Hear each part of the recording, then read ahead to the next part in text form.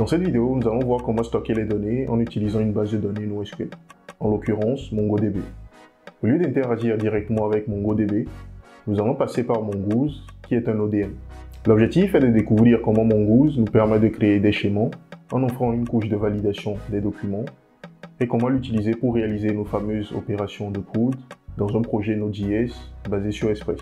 Étant donné que nous travaillons avec MongoDB, il est nécessaire d'avoir une connaissance de base de MongoDB pour mieux suivre cette vidéo. Je vous recommande pour cela une de mes précédentes vidéos sur le sujet si vous n'êtes pas familier avec MongoDB.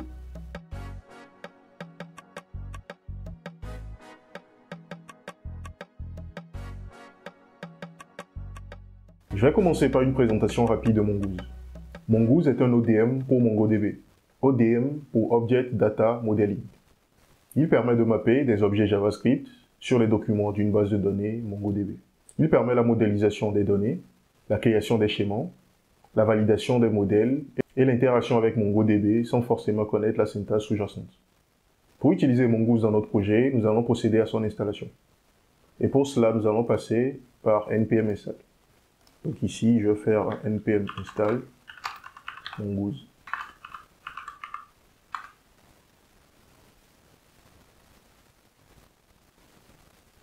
Après l'installation de Mongoose, il nous faut maintenant nous connecter depuis notre application à la base de données, définir le schéma que nous allons utiliser pour la validation, créer un modèle qui sera l'objet à travers lequel nous réaliserons les différentes requêtes de CRUD, et enfin réaliser nos différentes requêtes.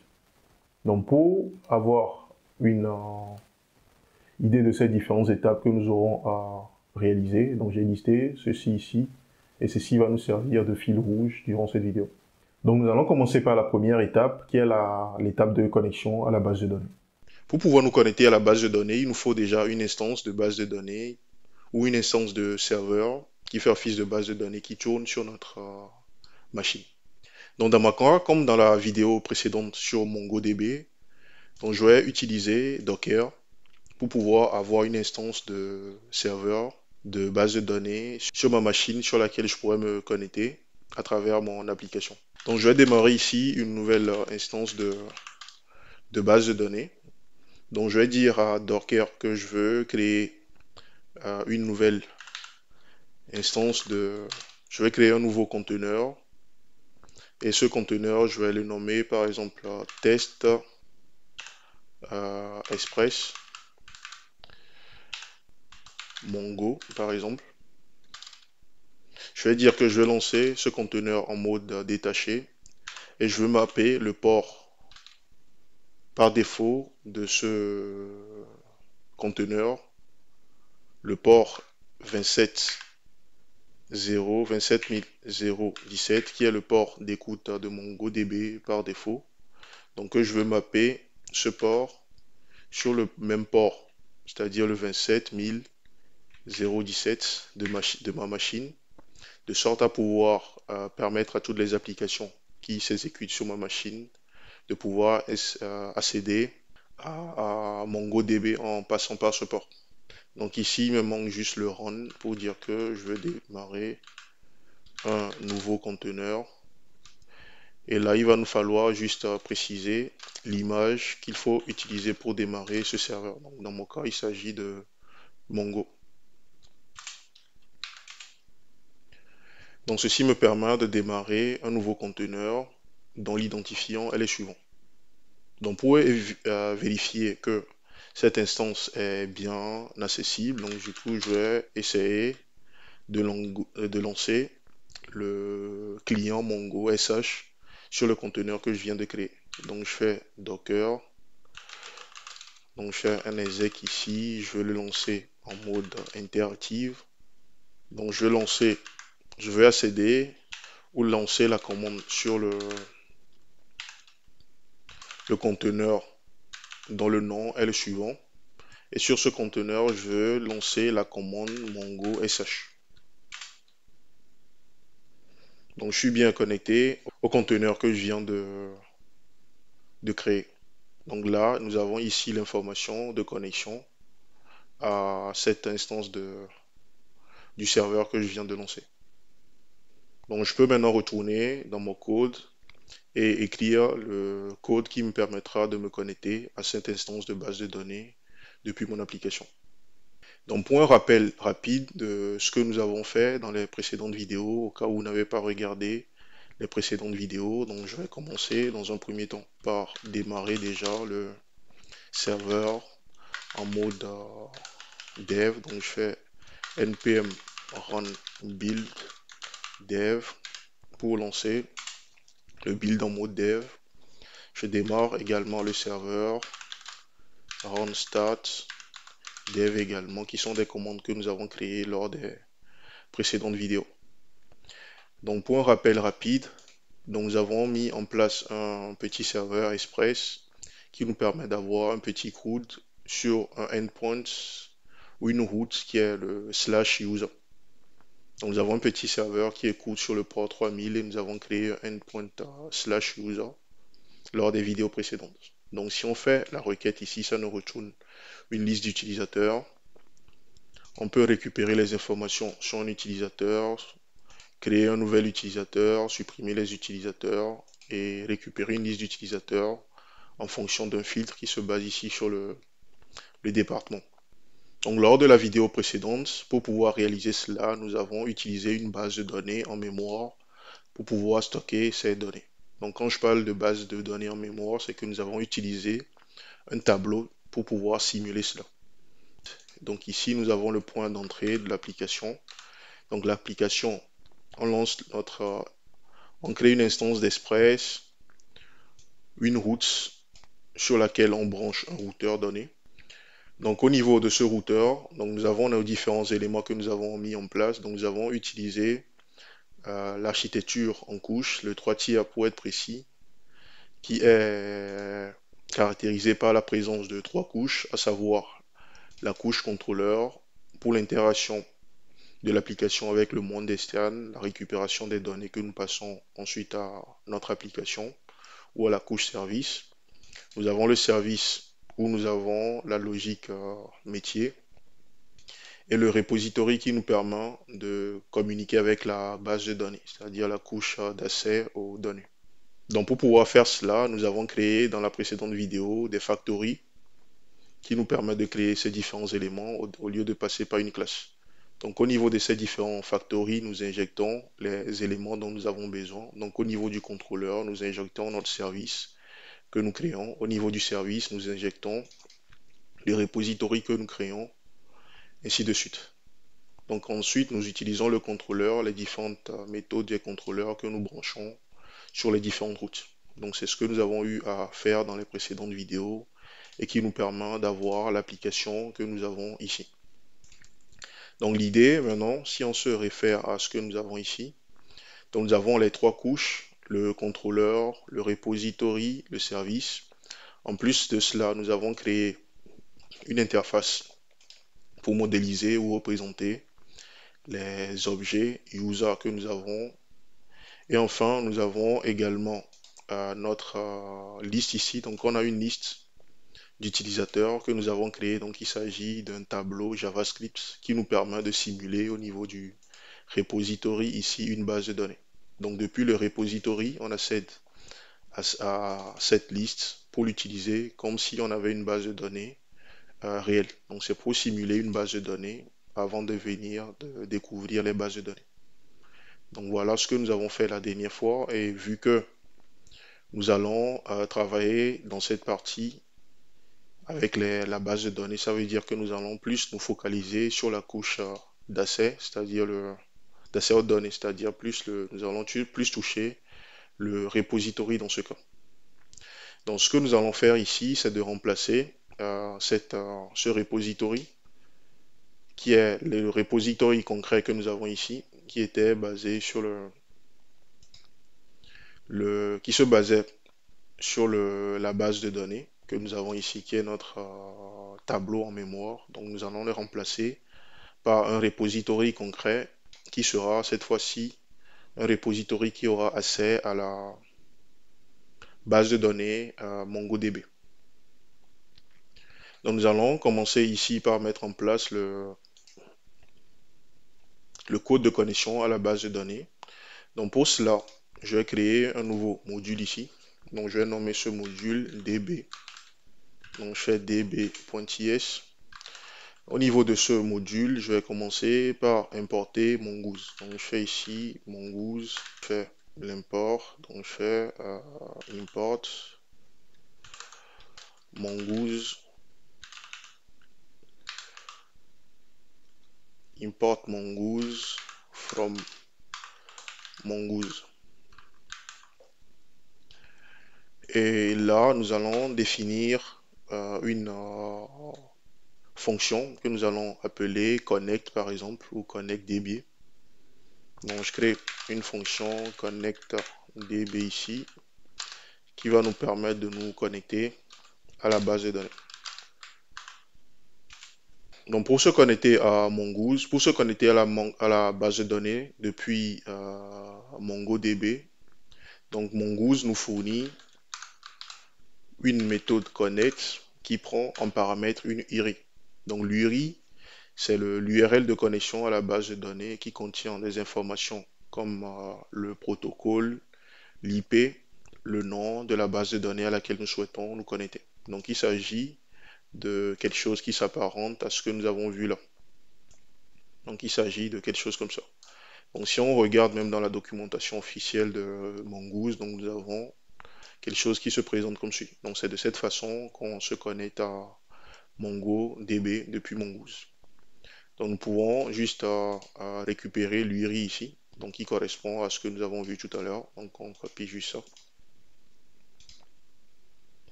Donc on va utiliser cette URI ici, donc il nous faut créer l'URI de connexion qui sera une chaîne de caractères.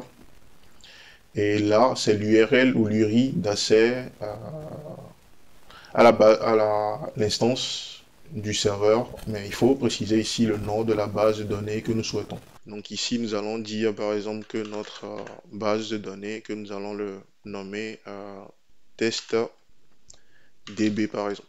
Donc c'est dans cette base de données que nous allons stocker nos différentes informations. Donc c'est cette URI que nous devons passer à notre connect ici, pour pouvoir nous connecter à la base de données. Mais pour pouvoir rendre cette fonction réutilisable, donc on va trouver un moyen de passer cette URI depuis l'extérieur à notre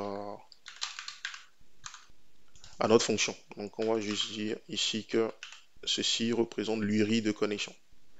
Donc on va passer ça ici.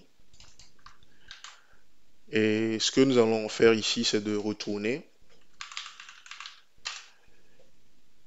le résultat issu de cette connexion. Donc il s'agit d'une promesse, vu que nous avons vu dans les précédentes vidéos que Node.js, pour pouvoir se connecter à des bases de données, qui est une opération réseau, donc on passe par des opérations asynchrones. Et qui dit opération asynchrone et moderne, dit promise, dit async await. Donc nous allons juste retourner ça dans un premier temps. Et nous allons exporter cette fonction vers l'extérieur. Donc autre chose que nous allons faire ici, au niveau de MongoDB, on dispose également de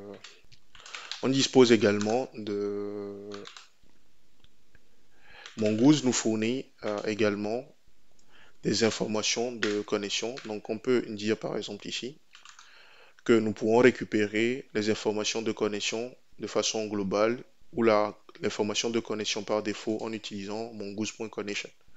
Donc à partir d'ici, on peut écouter certains événements. Donc on va dire que lorsque nous allons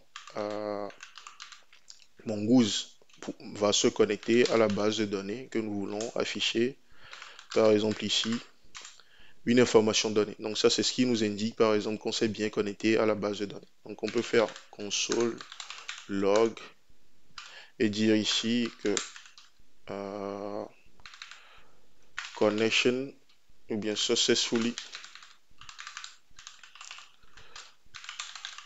connected to DB ou to MongoDB par exemple. Donc on va mettre to DB par exemple. Donc ça veut dire que lorsque la connexion va réussir, donc on aura ce message qui va s'afficher. Donc le connected, il s'agit d'un événement qui est émis à la connexion la première fois. Donc lorsqu'une connexion, la connexion à la base de données réussit la première fois, donc on aura cet événement qui sera émis. Donc on peut l'utiliser pour afficher un message au moins dans la console lorsque l'application démarre la première fois. Donc nous avons exporté cette fonction, donc il nous faut aller maintenant au niveau de notre point d'entrée ici et utiliser faire appel à la fonction. Avant nous avons mis les choses directement ici et parce que nous n'avons rien de particulier à faire de façon asynchrone, donc on pouvait mettre les codes directement ici. Mais là nous allons pour commencer par organiser un peu les choses. Donc nous allons créer une fonction qui va nous permettre de faire le bootstrap de notre application. Donc on peut nommer cela main, init comme nous voulons. Donc on va nommer cette fonction par exemple main.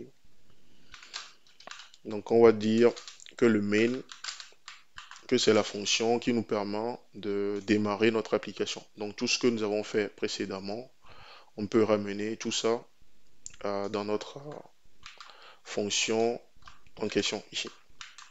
Donc ça veut dire que pour démarrer l'application maintenant, il nous faut faire appel au main comme ça. Donc on va faire un petit test pour voir si tout ce que nous avons fait continue de marcher ou pas. Donc je fais ceci, donc c'est bon, on n'a pas d'erreur. Là maintenant, nous allons faire appel à notre code de connexion à la base de données. Donc pour cela, je vais faire appel au connect DB ici. Donc je fais connect DB. Et vu que c'est une fonction asynchrone, donc qui dit fonction asynchrone dit qu'async, await ou promise. Donc nous allons transformer cette fonction en une fonction asynchrone, ce qui nous permettra de pouvoir utiliser le await ici, lorsque nous allons faire appel à notre fonction en question. Et ici, il nous faut maintenant passer à cette fonction luiri. Donc on peut, je vais récupérer ceci. Donc luiri, on le récupère, c'est une information qu'on est censé récupérer par exemple depuis des variables d'environnement qu'on va passer à notre application. Donc ici, ce que nous allons faire, c'est que nous allons dire par exemple que lorsqu'on démarre l'application et qu'on fait appel au main, que nous souhaitons passer ici une configuration. Donc cette configuration, c'est une configuration que nous sommes censés composer et passer à l'application en se basant sur un fichier de variables d'environnement. Donc on va dire ici que cette configuration va contenir le port, dans notre cas c'est un nom, donc on va dire que c'est de type number et que nous avons l'URI de connexion à la base de données. Donc on peut dire ici que ceci représente pour nous le DB URI par exemple. Donc on va prendre ici un DB URI et ça nous souhaitons que ce soit une chaîne de caractères. Donc à la récupération de cette configuration, donc nous allons extraire les différentes informations dont nous avons besoin. Donc je vais dire ici que je veux extraire de tout ça, c'est-à-dire de la configuration, je veux extraire le port et le DB URI. Donc on va procéder ici par déstructuration. Donc ici, nous allons passer maintenant cette information à notre connect DB. Et ceci va permettre de se connecter, va nous permettre de nous connecter à la base de données. Autre chose ici, c'est qu'il faut gérer les erreurs de connexion. Donc déjà, si je me réfère à ce qu'il y a ici, je pense que j'ai une erreur ici. Je vais voir d'où provient le... Je vais voir, ici j'ai une erreur. Ok, on dit que cette valeur undefined, oui, c'est normal, parce que j'ai créé la fonction ici. Lors de l'appel, je ne lui passe rien. Donc ça veut dire que ça, c'est ici que nous faisons le vrai bootstrap de l'application. Donc ça veut dire que ces informations, nous devons les récupérer et les passer comme config à l'application. Donc je vais créer ici une config qui sera la composition de ces éléments. Donc en principe, ces éléments, ces valeurs, nous devons les mettre au niveau d'un fichier de configuration et les récupérer, les passer à l'application. Donc on va procéder à cette amélioration plus tard, vu que c'est pas le sujet de cette vidéo. Donc du coup, là, j'ai l'erreur de compilation qui a disparu. Le build passe bien. Et lorsque je me réfère à ce que j'ai ici, il me dit que successfully connected to the DB. Donc ça veut dire que la connexion à la base de données a marché. Mais nous ne pourrons pas savoir vu que nous n'avons pas encore de données. Donc c'est progressivement que nous allons savoir que tout marche bien. Donc autre chose ici, à la première connexion, il se peut qu'il y ait une erreur ici, dans la connexion à la base de données. Donc supposons par exemple que l'URI qui est ici est erroné. L'URI que nous avons ici, que cette URI par exemple est erronée. Donc supposons que j'ai mis un mauvais port ici. Donc si je fais le save, donc on voit que euh, j'ai l'application qui décode, qui démarre avec une erreur. Donc on dit ici, on define as sending provide. Et on se voit ici que j'ai pas, malgré qu'il y a une erreur qui se produit, je n'ai rien dans la console qui me dit qu'il y a une erreur qui s'est produite. Et ici, pourquoi? C'est parce que maintenant, avec le async await que nous avons ici, que nous avons mis en place, ceci devient une fonction asynchrone. Donc déjà, nous devons commencer par gérer ici les erreurs. Donc du coup, je vais dire ici que lorsqu'il y a une erreur qui se produit, je dois l'afficher ici. On fait console.error par exemple. J'affiche l'erreur en question. Donc si je regarde là, ça c'est la première étape. Donc je dis fais appel au main. Lorsqu'il y a une erreur, affiche l'erreur. Je peux faire ceci. Donc je peux dire ici console log error during bootstrapping par exemple. Bootstrapping. Ok, ça c'est la première partie. Ok, j'ai une erreur au niveau de la route. Au niveau de user route. On va essayer de voir à quoi cela correspond. Le user route dit qu'il a une erreur au niveau du user route sûrement. Ok, je vois pas d'erreur ici. J'aime connexion à la base de données. Ok, j'ai mon mongoose.connect. Si c'est bon, il doit m'afficher ça. Déjà, nous n'avons pas le message escompté qui est affiché ici. Ok. Ok. Donc, du coup, là, le message de connexion est affiché. Donc, nous n'avons pas le message qui est affiché directement. Ça, c'est lié à une configuration de Mongoose qui demande à ce que Mongoose attend un certain temps avant de se déconnecter lorsqu'il y a un problème de connexion à la base de données. Donc, c'est la raison pour laquelle, vu que nous sommes en mode build automatique, donc nous n'avons pas l'erreur tout de suite, mais on peut modifier cette configuration lors de la connexion à la base de données pour lui dire de ne pas attendre trop. Donc il y a des configurations qu'on peut préciser ici. Le timeout par exemple pour dire qu'il ne faut pas trop attendre que le... Donc ici nous avons le connect timeout en millisecondes. Donc on peut lui dire ici, n'attends pas trop. Donc dès qu'il y a une erreur de connexion, déconnecte-toi. Donc ça, c'est des paramètres qu'on peut modifier. Mais je vais laisser ça comme ça. C'est juste que nous n'aurons pas de résultat tout de suite dans la console. Ça va attendre un peu avant de nous générer l'erreur. Donc c'est la raison pour laquelle nous ne voyons pas les erreurs apparaître et que ça a pris du temps avant d'afficher l'erreur dans notre cas. Donc déjà, si nous n'avons pas le successfully connected to database ici, c'est qu'il y a un souci. Donc si nous revenons au niveau de notre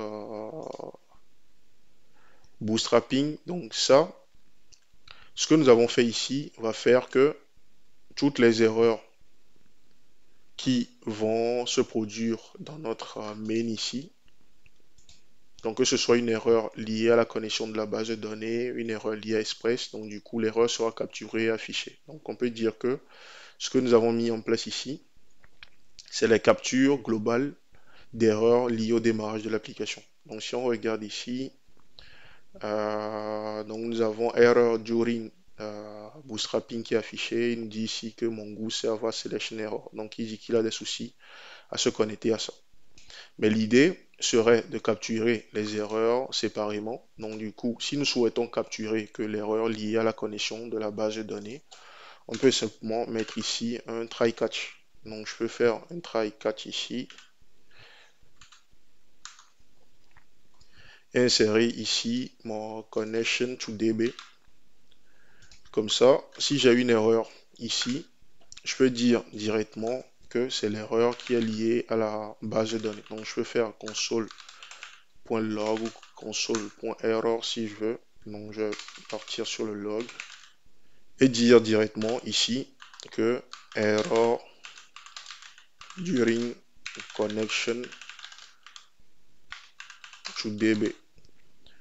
Donc ici, nous allons juste afficher directement l'erreur en question. Donc on fait un console.log, on affiche l'erreur.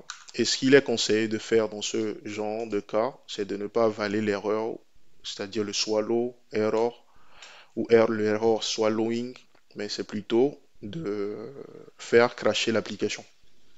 Donc ce que nous allons faire ici, nous allons faire process.exit et faire crasher l'application lorsqu'il y a une erreur pareille. Donc ici, nous allons faire la même chose au niveau de l'erreur globale. Donc lorsqu'une erreur globale se produit, donc on va faire crasher l'application. Donc je refais le save. Donc si on attend un peu le temps de timeout de la connexion à la base de données, donc on va voir que cette fois-ci l'application va crasher et que vu que nous avons bien maintenant géré séparément les erreurs, donc ça veut dire que l'erreur sera capturée ici et affichée.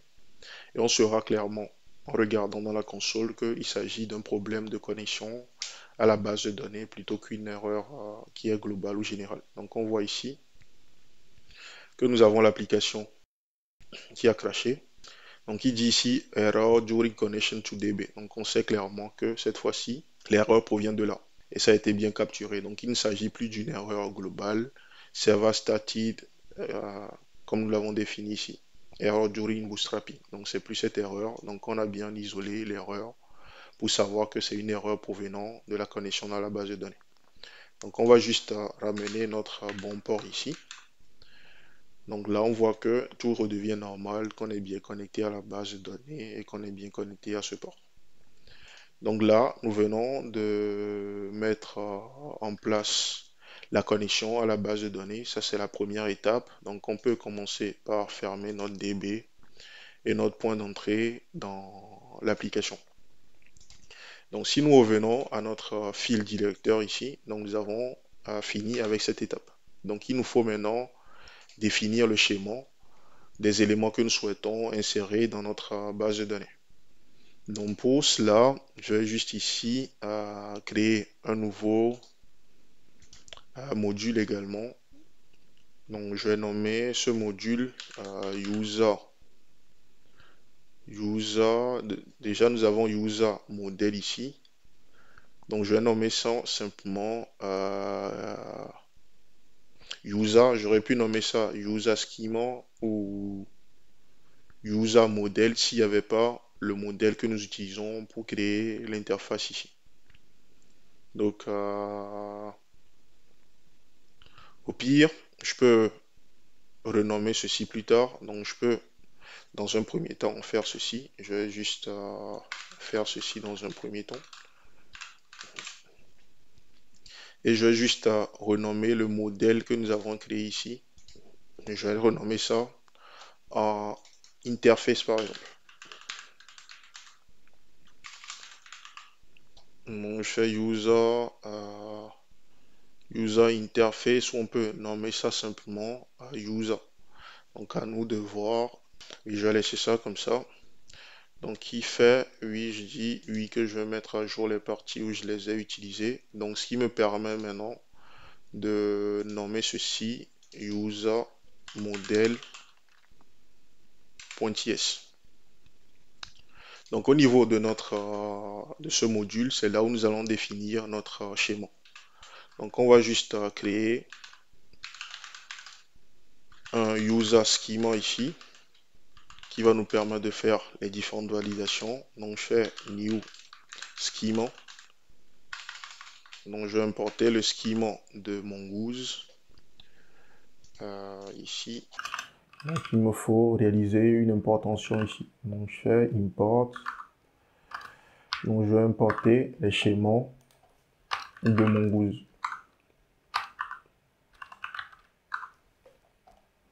Donc je vais dire ici que je vais importer schema. Donc je fais new schema ici. Et je vais simplement préciser ici le schéma, donc la configuration qui me permet de créer le schéma. Donc ce qu'il faut noter ici, c'est que chaque clé correspond à un attribut de notre entité ou de notre document. Et à cela, on associe une configuration donnée qui définit comment nous souhaitons réaliser les validations, le type de notre champ, etc. Donc si nous nous référons au user interface ici, donc nous voulons que nos objets respectent ceci. À une différence près, donc je vais juste mettre ceci ici pour avoir une idée de ce que nous avons défini précédemment. Donc je mets ça à côté. Donc pour pouvoir définir ce schéma, donc nous allons dire que nous voulons le nom qui soit une chaîne de caractères. Donc on va dire ici que c'est du string. Mais en procédant de cette façon, on dit à Mongoose que ce champ n'est pas obligatoire, c'est-à-dire que la valeur prise par ce champ peut être soit une chaîne de caractères, soit nulle, soit undefined. Alors que ce n'est pas ce que nous souhaitons que ce champ soit toujours enseigné. Donc nous allons modifier la façon dont nous définissons le type du champ. Donc on va procéder plutôt de cette façon, avec une configuration qui est plus précise. Donc on va dire que nous voulons que cette valeur soit renseignée. Donc on va dire require true, ou plutôt required qui est true. Ok, donc nous allons faire la même chose pour les autres champs. Donc on va faire la même chose pour le département, la même chose pour le niveau également.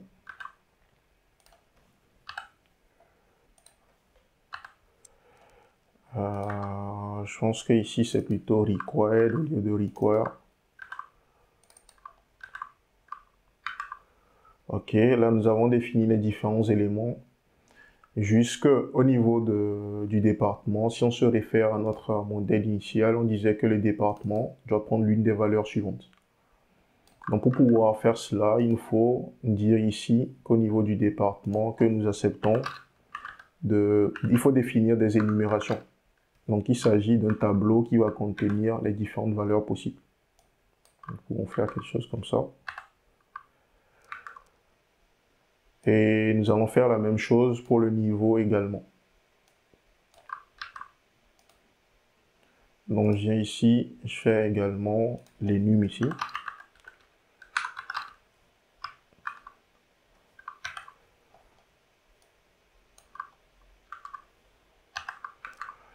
Ok, donc nous avons défini nos différents éléments. Une chose que je n'ai pas fait ici, c'est le fait de définir l'ID. Donc dans les précédentes vidéos, nous avons défini l'ID pour pouvoir générer nous-mêmes un identifiant qui s'apparentait à un UID que nous utilisons comme clé primaire lorsque nous simulons l'insertion lorsque nous simulons notre base de données en mémoire à travers l'utilisation du tableau. Mais comme vous le savez, au niveau de MongoDB, lorsqu'on crée un objet ou un document, MongoDB nous donne un ID par défaut sur l'objet ou le document que nous créons. Et cet ID est représenté de cette façon. C'est underscore ID qui correspond à un object ID. Donc c'est qui a un ID particulier qui respecte un format donné. et qui permet de servir d'identifiant au niveau des documents qui sont créés. Donc ici, je n'ai pas au niveau de mon document, donc lorsque je regarde le document, donc le document aura, en plus de ces informations, par défaut, nous aurons l'ID. Cet ID qui nous sera fourni. Donc raison pour laquelle j'ai pas redéfini l'ID ici. Donc ça ne sert à rien dans notre cas. Donc nous allons juste modifier un peu les choses pour nous aligner sur ce modèle. Donc en créant le schéma de cette façon, donc on peut dire ici que nous créons un schéma de user. Donc le user que nous avons déjà créé. Donc venons ainsi de définir notre schéma. Donc il nous faut passer à la prochaine étape qui est la création du modèle. Donc, nous allons définir maintenant notre modèle que nous allons utiliser pour réaliser les différentes requêtes. Donc, autre chose ici, c'est qu'il faut savoir que nous disposons ici d'autres propriétés comme le validate, le virtual, tout ça, que nous pourrons utiliser pour pour aller à un niveau plus évolué de la configuration. Donc, le validate, on peut définir une fonction personnalisée pour valider ce champ avant son insertion en base de données. Donc, vous pouvez regarder dans la documentation de Mongoose pour plus de détails sur les différentes propriétés qui s'offrent à nous. Donc, nous allons maintenant définir notre modèle ici. Donc, on va dire que notre user modèle. Donc, je mets ici le nom en majuscule parce que ce sera utilisé plus tard comme un constructeur pour pouvoir créer des éléments. Donc, raison pour laquelle je mets user modèle et que je mets le U en majuscule. C'est une fonction constructeur. Donc, pour pouvoir créer le modèle, donc on va importer modèle de Mongoose. Donc, on va dire à Mongoose ici que nous voulons créer un modèle. Et pour la création du modèle, il faut lui passer un nom. Donc, il s'agit du nom qui sera utilisé pour créer la collection qui va contenir les documents, c'est-à-dire nos objets. Donc, dans notre cas, nous allons juste dire que nous voulons créer un document, une collection qui va s'appeler user. Mais une chose importante à savoir ici, le nom que nous passons ici, Mongoose, trouve le pluriel de ce nom, c'est-à-dire dans notre cas user, nous mettons user, donc ce nom sera transformé en uses lors de la création de la collection qui va contenir notre liste de documents. Donc ça veut dire que le user sera converti en uses et pour pouvoir plus tard accéder aux collections depuis notre ligne de commande, donc il va falloir faire db.uses comme ça. Donc c'est ce que ça veut dire. Donc si nous mettons Toto ici, si on met Toto ici, ça veut dire que nous devons mettre Toto comme ça. Toto avec S, qui sera le pluriel de la valeur que nous avons mis ici. Donc c'est ce qui sera utilisé par Mongoose lors de la création de notre collection. Donc ici, nous remettons notre user. Il va falloir préciser maintenant le schéma que nous souhaitons. Donc dans notre cas, c'est user schema. Il va falloir juste indiquer ici que nous créons un modèle de user. Donc jusque là, c'est bon. Une chose qu'il va nous falloir faire ici déjà, c'est de mettre à jour notre user, notre interface ici. Mais pour ne pas casser les choses, je laisse ça comme ça pour le moment. Donc, en suivant notre fil rouge, donc nous avons créé également le modèle. Donc, il nous faut maintenant réaliser les requêtes de CRUD en passant par ce modèle que nous avons créé. Donc, je vais commencer par exporter ce modèle vers l'extérieur pour pouvoir l'utiliser.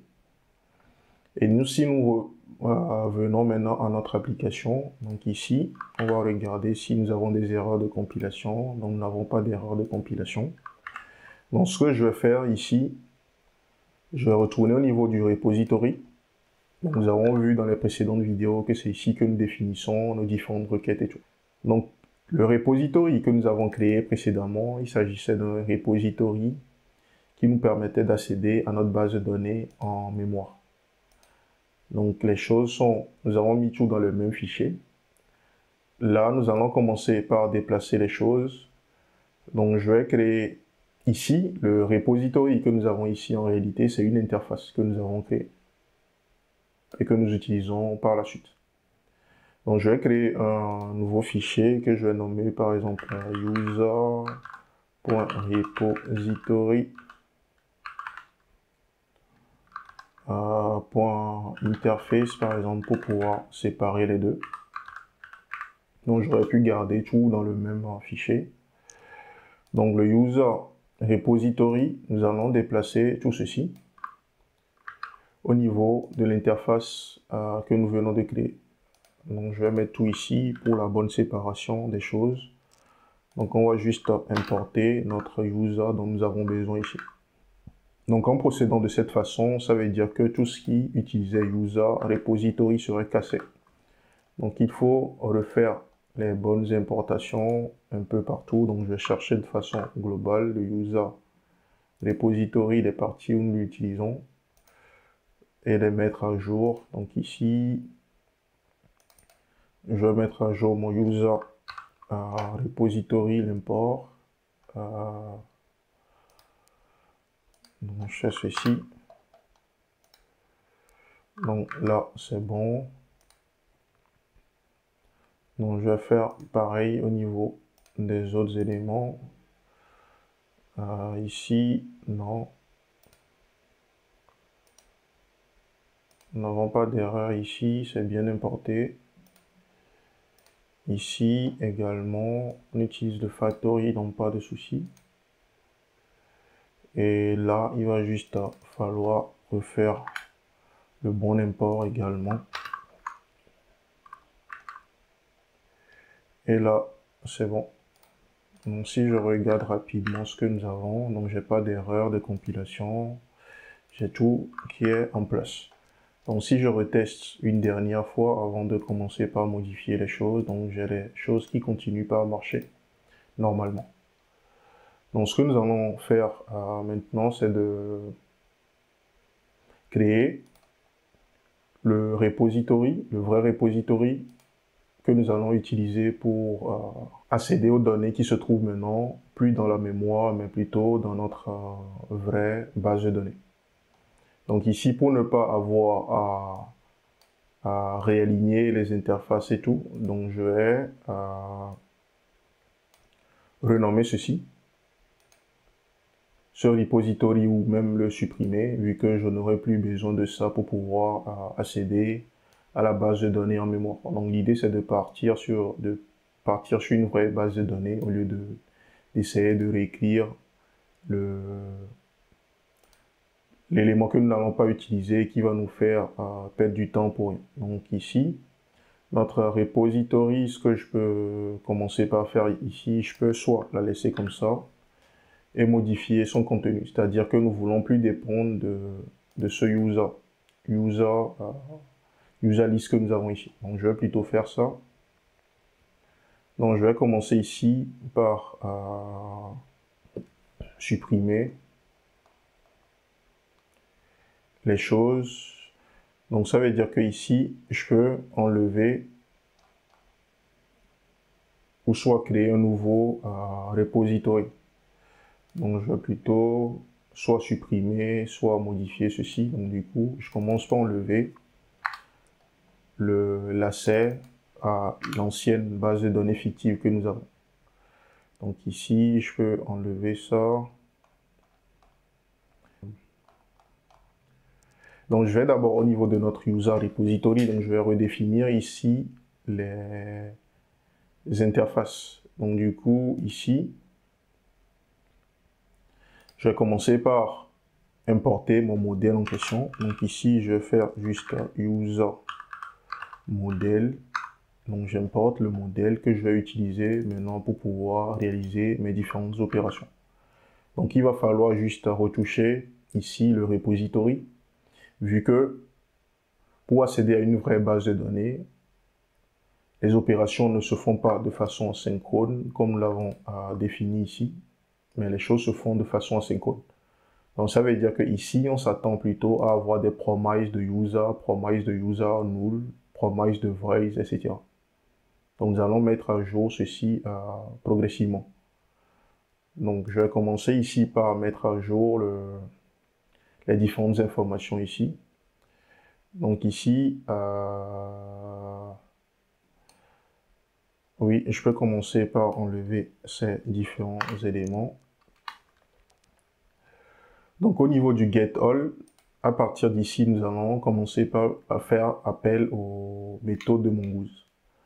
Donc déjà ici, lorsque je vais accéder à la liste des départements, plutôt à la liste des utilisateurs d'un département donné, donc on fait une vérification du département. Si le département existe, on l'utilise, sinon on accède à la liste complète. Donc ici, déjà ici, je vais faire mon user model, donc je fais ceci. Pour accéder à la liste complète, donc je peux faire un find sans... Pour accéder à la liste complète, je fais un find, donc je peux faire ceci. Donc en procédant de cette façon, le getAll retourne maintenant une promesse de valeur donnée. Donc ça veut dire qu'au niveau de mon user repository ici, je dois mettre à jour l'interface ici et dire que maintenant je travaille avec des promesses. Donc c'est quelque chose à faire pour toutes les méthodes. Donc je suis censé avoir quelque chose comme ça. Donc on va aligner tout dans un premier temps. Vu que, quelle que soit la base de données que vous utilisez, donc les choses se feront de façon asynchrone. Donc ce que nous avons fait avant, c'était parce qu'on passait par un tableau directement, qu'on l'avait fait de cette façon. Donc je fais ceci. Donc si je reviens au niveau de mon repository concret, donc du coup je dis ici que lorsque je fais le getAll, je dois retourner la liste de tous les utilisateurs ici. Et vu que cette méthode, les méthodes auxquelles je fais appel ici sont des méthodes asynchrones, il va falloir indiquer que nous effectuons des opérations asynchrones. Donc on va se baser sur l'utilisation du async await. Donc ici je peux dire directement que lorsque on essaie d'accéder à la liste complète, faire la requête et retourne la liste complète. Donc dans le cas des départements, donc on va faire pareil, donc on va se dire ici qu'on va faire du await, vu que ceci c'est une méthode qui retourne des promesses. Donc on va dire ici que nous souhaitons réaliser un filtre et que cette valeur doit correspondre au département. C'est-à-dire qu'on cherche les utilisateurs qui se trouvent dans ce département. Donc si cette valeur est présente, on utilise. Si elle n'est pas présente, on retourne la liste complète. Donc ça c'est pour le getAll. Donc nous allons mettre en place tout le reste pour pouvoir avoir le code qui compile. Donc ici pour le get by user, donc je fais d'abord appel au user model. Donc je fais ici un find et Mongoose nous fournit un find by ID pour pouvoir récupérer les éléments en se basant sur leur ID. Donc je vais juste dire ici que l'ID en question, il s'agit de la valeur que nous avons là. Et vu que ceci est également asynchrone, donc on peut utiliser le async await ici pour pouvoir avoir un code lisible au lieu de faire des den. Donc pour le delete, c'est pareil. Donc je vais faire user model. Donc pour la suppression, donc nous avons le delete one. Donc il suffit de connaître les différentes méthodes que Mongoose nous fournit pour pouvoir réaliser les différentes opérations. Donc le delete one, donc on va passer la condition que doit respecter l'élément que nous souhaitons supprimer. Donc on va dire que l'élément à supprimer sera l'élément dont l'ID correspond à la valeur qui sera renseignée. Donc comme je l'ai dit précédemment, lorsqu'on crée des éléments en utilisant MongoDB, donc on a des ID qui nous sont donnés par défaut. Donc c'est ces ID que nous allons utiliser comme clé primaire ou comme attribut discriminant.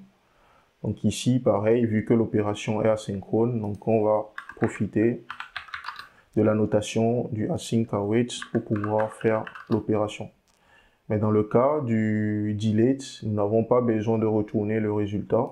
Donc du coup, on peut laisser les choses comme ça. Donc la seule chose qui nous manque ici, on va juste faire un return, même si ça ne retourne rien, ou laisser cela comme ça. Donc on va voir par la suite, en fonction de ce que nous souhaitons retourner. Donc pour le create, on prend un utilisateur, donc on fait pareil. Donc on va faire appel à notre user model ici. On va dire que nous souhaitons réaliser une création.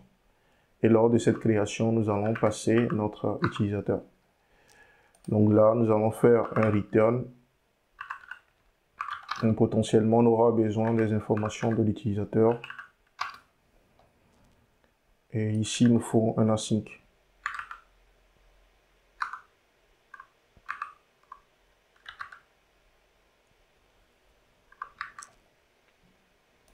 Donc nous avons les différents éléments qui sont là. Donc il va nous falloir juste mettre à jour notre interface ici, le repository, pour qu'il vérifie bien les choses que nous avons définies là.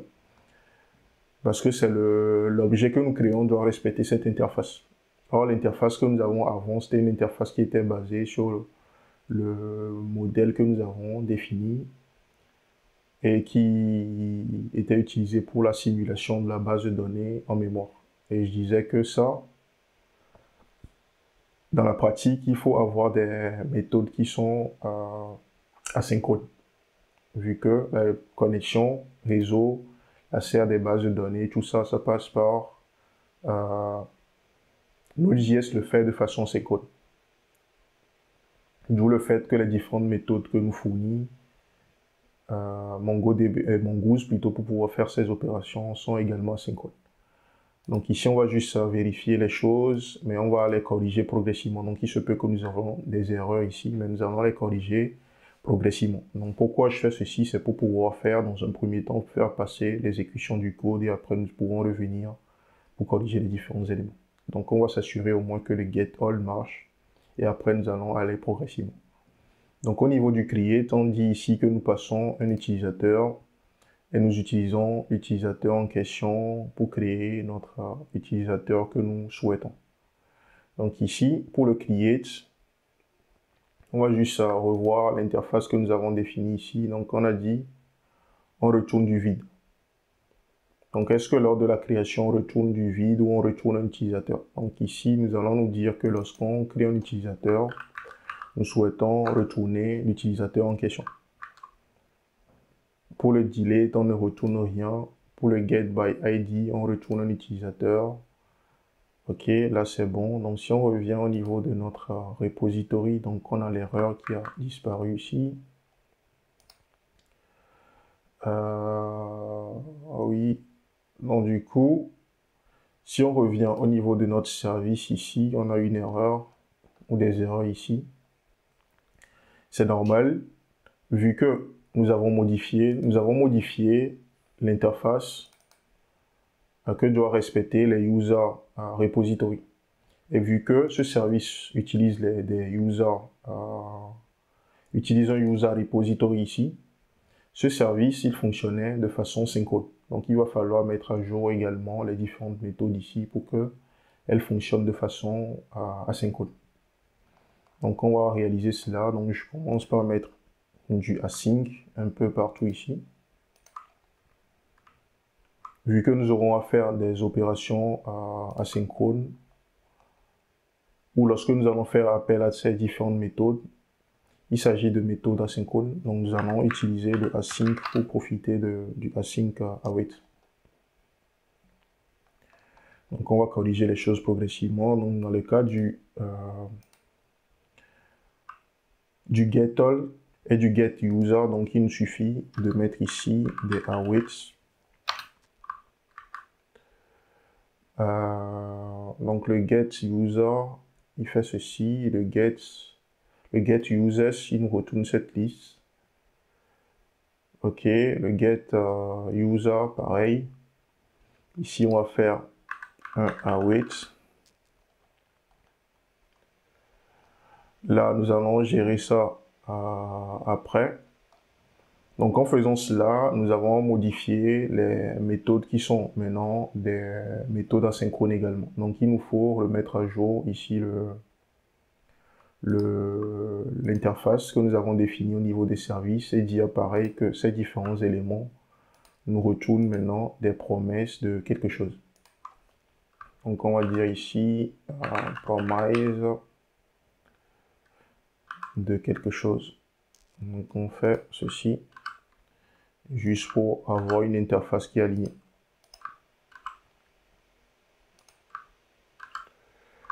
Donc ça c'est le typage. C'est bon. Au niveau du service, donc si on retourne là, donc nous avons nos différentes méthodes qui sont bonnes maintenant. Jusqu'il y a une modification que nous devons faire ici. Donc nous allons aller progressivement comme je l'ai dit tout à l'heure. Et là, en modifiant le service, les services sont maintenant asynchrones. Donc il va falloir aussi réaliser une petite mise à jour au niveau de notre contrôleur. Donc on va passer au niveau du contrôleur ici. Donc, vu que ces différentes méthodes d'appel au service sont maintenant asynchrones, donc il va falloir faire pareil ici. Donc on va définir ici, on va faire pareil du async. Donc on fait du await ici. Nous allons faire pareil pour les autres méthodes également. Donc je vais ajouter du async un peu partout. Donc c'est du typage qu'on retouche. Ok, donc ici j'ai le getAll qui est bon, le getById. Donc partout où on utilise ce service, on doit les faire préciser, faire précéder de await. Donc cherche ce service, faire un await ici. Donc ce qui est sûr, nous allons repasser sur tout ça tout à l'heure. Donc ça c'est juste pour éviter des erreurs que je le fais, mais nous devons repasser sur ces différentes méthodes tout à l'heure, lorsqu'on va tester les différentes méthodes, vu que nous n'avons pas mis en place également les tests à cette phase. Donc ça c'est bon. Nous allons vérifier si nous avons des erreurs de typage, pas d'erreur de typage, pas d'erreur de compilation. Donc je vais fermer tout ça dans un premier temps et on va aller progressivement. Donc nous allons repartir progressivement du contrôleur et faire les choses, tester les méthodes une à une, les valider, réaliser les corrections s'il y en a. Du coup, et aussi, si nous regardons au niveau de la route ici, user routes. Donc la seule modification que nous avons réalisée ici, à part les modifications liées au fait que nous sommes passés de fonctions synchrones à des fonctions synchrones, la seule implémentation que nous avons fait au niveau de cette couche, de la couche au niveau du repository. Donc nous allons réaliser après une petite modification aussi au niveau du service, vu que maintenant nous n'avons plus la logique de génération d'ID, mais l'ID nous est fourni par défaut par MongoDB, donc nous n'aurons plus cette logique que nous avons écrit précédemment et qui nous permettait de générer l'ID. Donc on va aller progressivement. Donc on va commencer par tester les choses. Donc nous allons dans un premier temps essayer de récupérer la liste de tous les utilisateurs. Donc ici, nous n'avons rien pour le moment. Pourquoi? Parce qu'il n'y a aucun utilisateur dans la base de données pour le moment. Donc nous allons essayer de créer un utilisateur. Donc je viens là. Nous allons essayer de créer un utilisateur. Mais dans ce que nous avons fait précédemment, si je fais ceci, donc on aura une erreur. Oui, nous avons l'erreur et la raison, elle est simple. C'est parce que si déjà regardons l'erreur, donc on dit ici que la création, on dit ici que j'ai un problème de caching, c'est-à-dire que je passe des valeurs qui ne sont pas des object ID et que je veux, que je passe une valeur qui est comme ça, qui n'est pas un object ID et que je veux sauvegarder ça dans ma base de données. Alors que mon ID d'utilisateur s'attend à ce que cette valeur soit un object ID. Donc c'est pourquoi j'ai cette erreur. Donc la raison, c'est parce que, comme je l'ai dit tout à l'heure, lors de la création, donc si on se réfère au service de création, Ici, nous avons déjà vu le get user qui est bon. Donc, au niveau du create user ici, précédemment, nous générons des ID ici. Et ces ID ne sont pas des ID valides pour pouvoir stocker des informations. En fait, on utilisait ces ID comme des clés primaires ou des ID personnalisés au niveau des utilisateurs. Et je disais que avec le MongoDB, nous avons des ID qui nous sont donnés par défaut. Donc, on n'a plus besoin de définir cet ID, mais c'est des valeurs qui nous seront générées automatiquement par MongoDB en l'insertion de nouveaux documents. Donc, ça veut dire que ceci, nous pourrons l'enlever, on n'aura plus besoin de ça. Et en faisant cela, on doit l'enlever également ici.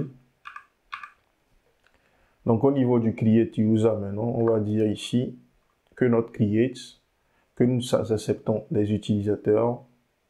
Donc, au niveau de notre user, on va modifier ici les choses. On n'aura plus besoin de cet ID, mais on aura implicitement un underscore ID qui nous sera ajouté par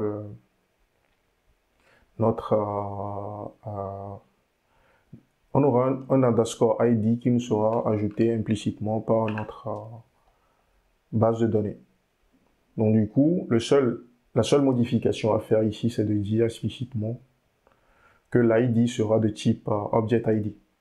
Donc il y a Mongoose qui nous fournit le Object ID. Donc je vais chercher ici Object ID.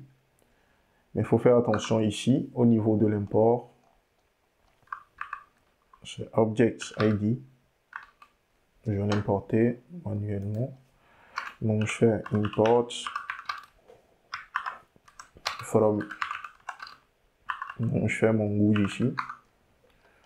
Donc je vais dire ici que je veux récupérer les types. Déjà je vais déplacer tout ceci plus haut. Donc Mongoose me fournit ici les types. Donc au niveau de ce type, je vais dire que je prends types.objectID pour dire que mes ID d'utilisateurs seront des object ID. Donc ça me permet de mettre à jour l'interface. Donc ça c'est la première chose. Maintenant au niveau de la création de l'utilisateur, nous n'avons plus besoin de passer l'ID ici. Donc on peut se baser sur TypeScript et dire ici que en entrée, lorsque nous voulons créer un utilisateur, que l'objet que nous prenons ne doit plus contenir l'ID. Donc on va dire omit et dire ici qu'on n'a plus besoin de l'ID. Mais en procédant de cette façon au niveau du repository, donc il va falloir faire la même chose que nous avons fait ici. Il faut également le faire au niveau de notre service, vu que le service se base sur cette méthode, vu que le service se base sur cette méthode du repository. Donc nous avons notre create ici, qui prend en paramètre les informations en mettant l'ID. Donc ici, au niveau de notre create user, il fait appel au user repository ici, et cette méthode est asynchrone. Donc déjà, nous avons la sync ici. Donc il va nous falloir juste récupérer l'information de l'utilisateur ici. Donc on va dire que ça, c'est le nouvel utilisateur que nous créons. Donc on va dire ici qu'on fait un await pour récupérer les informations de l'utilisateur nouvellement créé. Donc ça va représenter un utilisateur. Donc on voit même que nous avons le bon typage qui est ici. Donc c'est cette valeur que nous allons retourner maintenant. Donc ici nous sommes au niveau du service. Donc à nous de décider si nous voulons retourner l'utilisateur ou pas. Donc on peut faire return new user ici.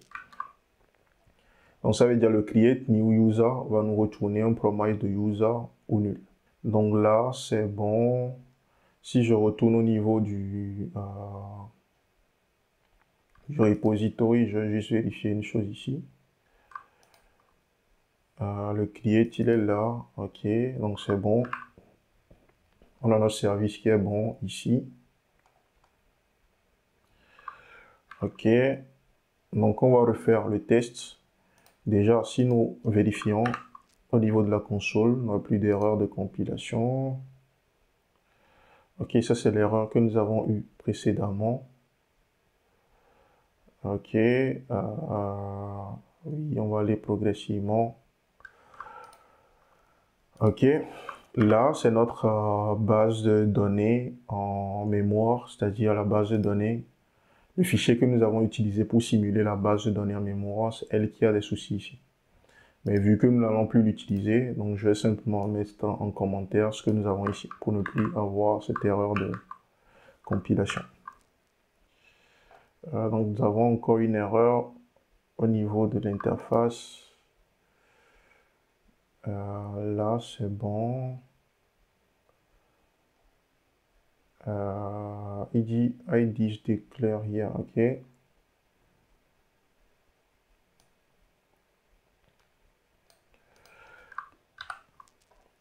On va voir le problème. Je vais juste relancer le build. Là, on dit que nous avons un problème au niveau de mon repository. On va voir ce que c'est comme problème. Oui, donc ici, oui, nous avons dit que maintenant, nous n'avons plus besoin de tout l'utilisateur pour pouvoir créer un nouvel utilisateur. Donc, il me suffit de mettre à jour ici également le typage. Donc, on va dire ici, donc ça, il s'agit d'un alignement de type. Donc, on va dire ici que nous acceptons quelque chose comme ça. Donc, on va dire underscore ID. Donc, nous n'avons plus d'erreur de typage, d'erreur de compilation. Donc, on va refaire les tests. Donc, je reviens là. Je crée un utilisateur. Donc, on voit que l'utilisateur est bien créé. Et on voit bien cette fois-ci qu'il s'agit des informations de MongoDB. Parce qu'on voit le underscore V0 ici et l'ID qui est généré automatiquement. Donc si on revient au niveau du get user ici, on s'attend maintenant à avoir un utilisateur qui est le user 6 que nous avons créé. Ok, donc je pense que nous avons exécuté la requête 2 fois. Il y a eu une erreur précédemment, d'où le fait que nous avons un utilisateur, 2 utilisateurs au lieu d'un. Donc je vais supprimer ces utilisateurs de la base de données dans un premier temps. Donc je supprime. On s'attend à avoir un utilisateur, donc je vais le supprimer également.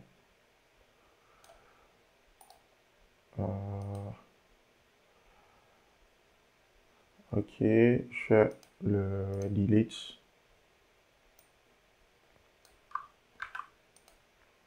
Ok, donc on reprend de 0, donc là on n'a rien. On crée un nouvel utilisateur qui s'appelle par exemple utilisateur 007.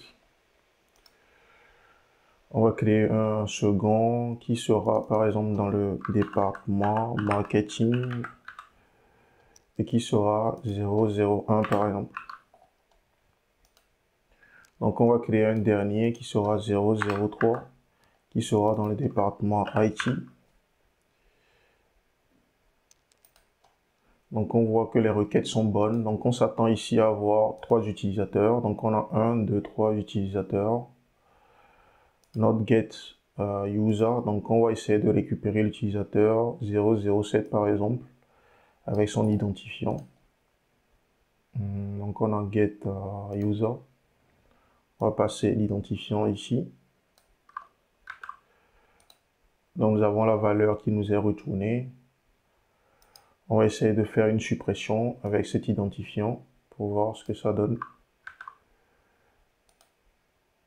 Donc si ça a bien marché, donc on s'attend à ne plus avoir 007 dans cette liste.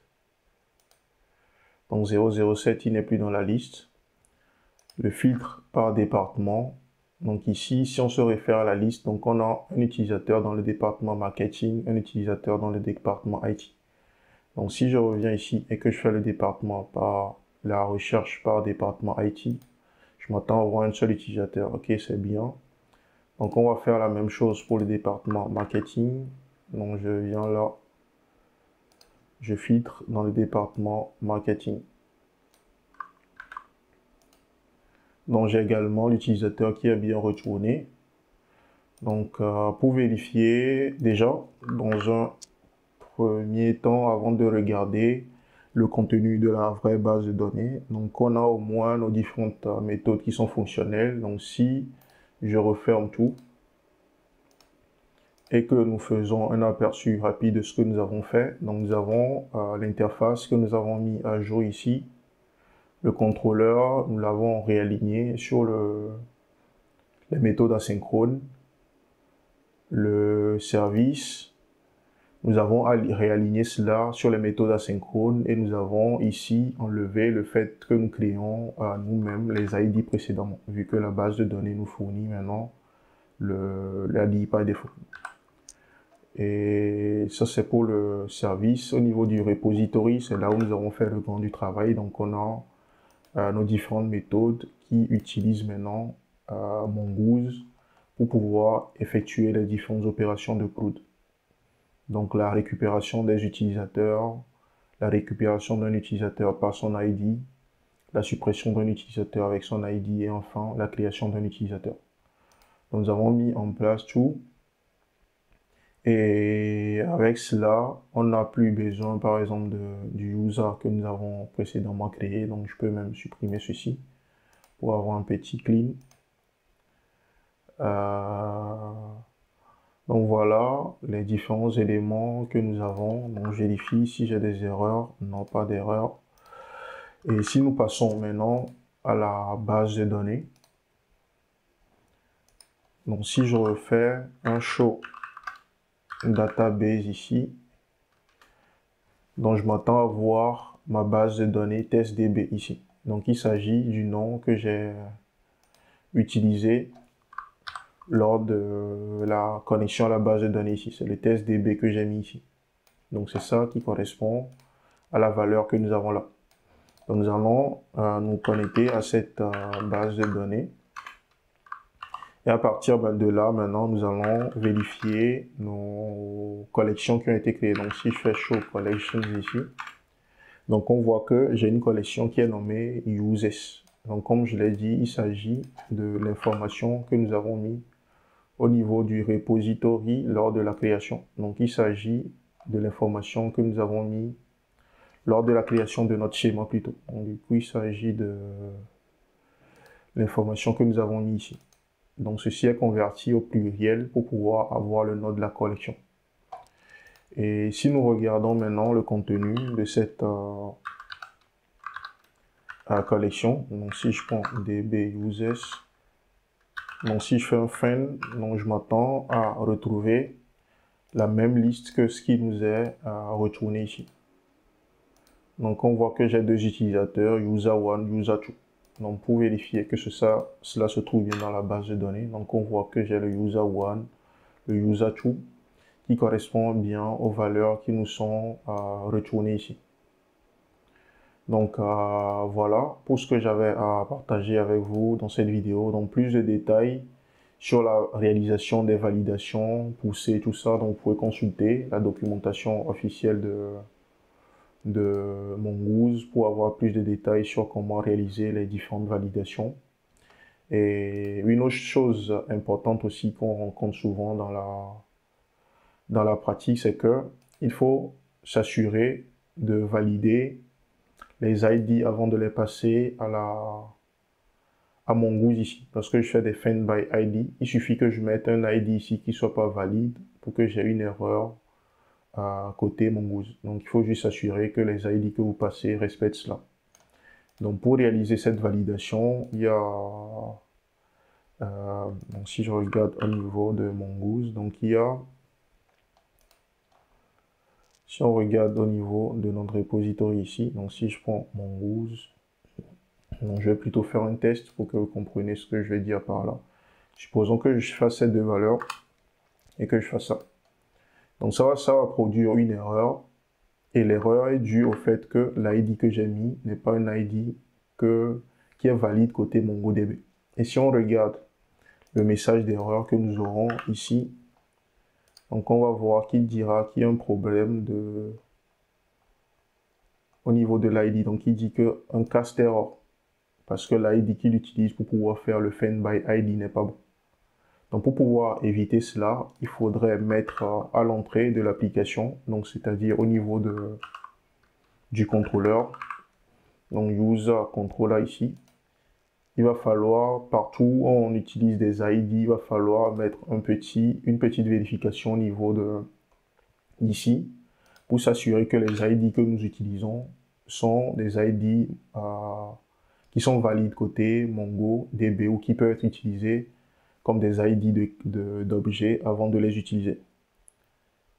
Donc ça veut dire que ici, nous allons mettre en place un petit contrôle ici et retourner un cas 104 lorsque les ID ne vérifient pas cette condition. C'est-à-dire que nous ne pourrons pas avoir d'objets dans notre base de données qui ne vérifient pas, qui ne sont pas des ID MongoDB valides.